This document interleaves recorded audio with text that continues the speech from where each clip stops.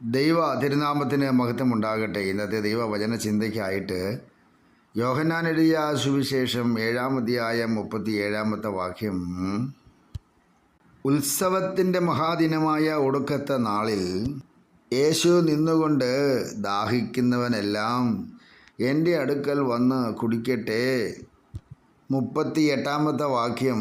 എന്നിൽ വിശ്വസിക്കുന്നവൻ്റെ ഉള്ളിൽ നിന്ന് തിരുവെഴുത്ത് പറയുന്നത് പോലെ ജീവജലത്തിൻ്റെ നദികൾ ഒഴുകും എന്ന് നാം ഇവിടെ വായിക്കുന്നു.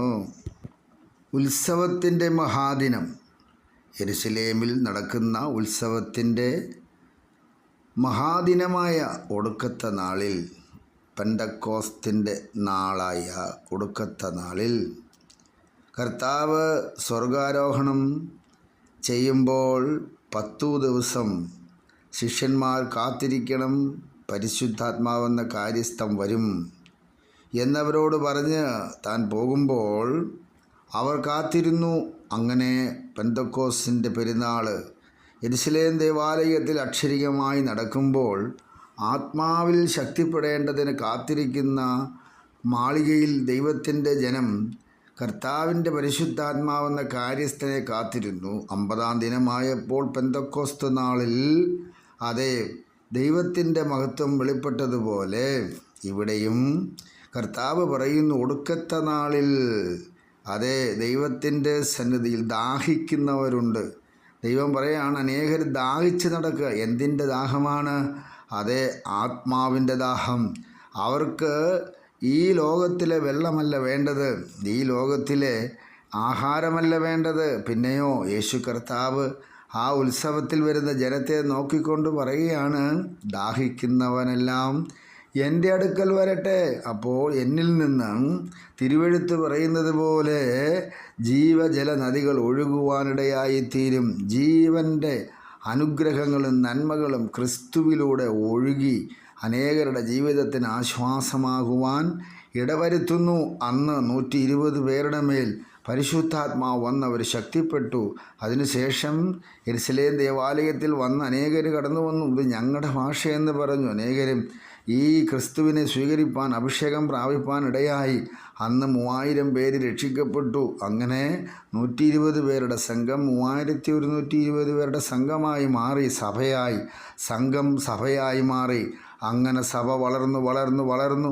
പിന്നീട് 5000 പേരായി, 8120 അങ്ങനെ വർദ്ധിച്ച് ദാഹിച്ചവർക്കെല്ലാം ജീവജലം ദൈവം നൽകി കൊടുത്തുകൊണ്ടിരുന്നു. ഇന്നും ആര് ദാഹിച്ചോ ആരിയ്ക്കുന്നു.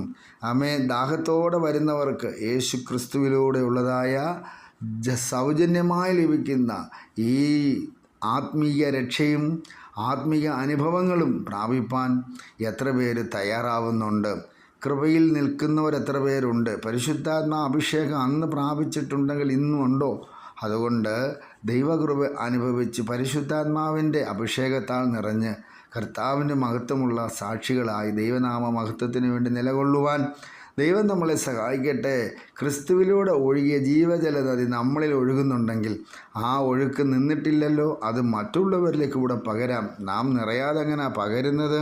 ഇവിടെ ദൈവവചനം നമ്മൾ വായിക്കുമ്പോൾ എന്നിൽ വിശ്വസിക്കുന്നവൻ്റെ ഉള്ളിൽ നിന്ന് ജീവജലത്തിൻ്റെ നദികൾ ഒഴുകുമോ എന്നാണല്ലോ. അപ്പോൾ വിശ്വസിക്കുന്ന ദൈവജനത്തിന് ആർക്കാണ് വിശ്വാസം വരേണ്ടത്?